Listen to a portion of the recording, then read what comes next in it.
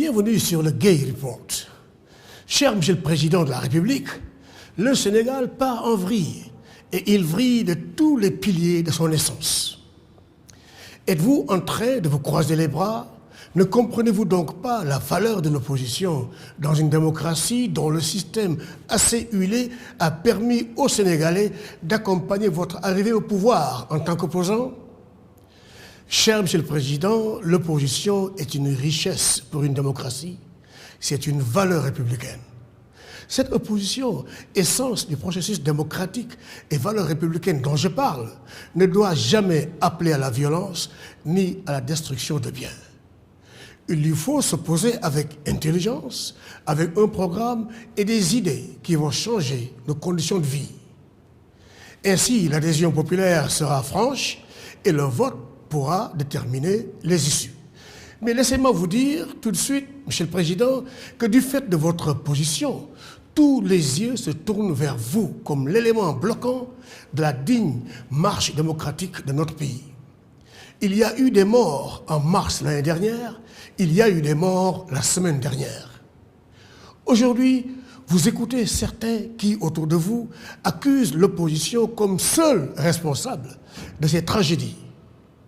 Ces personnes vous enfoncent de plus en plus dans le faux monde confortable de l'innocence autoproclamée du roi tout-puissant. La question est simple. Pourquoi y a-t-il eu des morts? La réponse mènera aux vrais responsables. Prenez donc le temps de mesurer votre responsabilité devant le danger vers lequel fonce notre pays, la tête la première. Non, ne restez pas sourds aux lamentations du peuple blessé par la corruption et l'impunité dans notre pays. Prenez donc le temps de réfléchir dans la totale humilité, cette humilité qui caractérise et renforce le vrai leader au pouvoir comme dans l'opposition en ce 21e siècle, le siècle de toutes les libertés individuelles. Autant l'opposition doit s'opposer dans le respect de ceux qui sont avec elle, autant les partisans du pouvoir doivent prendre de la hauteur et montrer le bon exemple par des attitudes républicaines. Ainsi, pourront enfin cesser les diabolisations, injures, insultes et malédictions qui fusent dans les médias et dans les réseaux sociaux et qui empestent les cœurs. Ceci dit, cher Monsieur le Président, si vous continuez à ignorer les souffrances des populations, à les regarder perdre leur droit de manifester, si vous continuez à ignorer un dialogue direct avec les leaders de l'opposition, alors nous en tirerons la conclusion que vous vous accommodez du bourbier dans lequel le Sénégal s'enlise de plus en plus depuis quelques mois et de plus en plus profondément depuis quelques jours.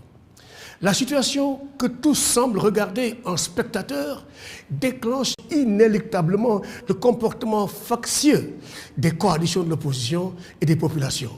Et bonjour les troubles, et je parle de vrais troubles. Car c'est le déclin économique certain dans la tête de tous les Sénégalais, combiné à la corruption impunie qui nourrit notre crise politique intérieure du présent. Nous savons tous où mène cette redoutable combinaison. Suivez mon regard. Aujourd'hui, le mécontentement social est criard. Une bonne partie du peuple rejette le processus électoral en vigueur, grogne et gémit de tout son cœur. Écoutez la clameur venue du peuple. Elle monte au rythme de la véritable colère que le peuple étouffe à peine. Pour le moment, bonne chance, Monsieur le Président.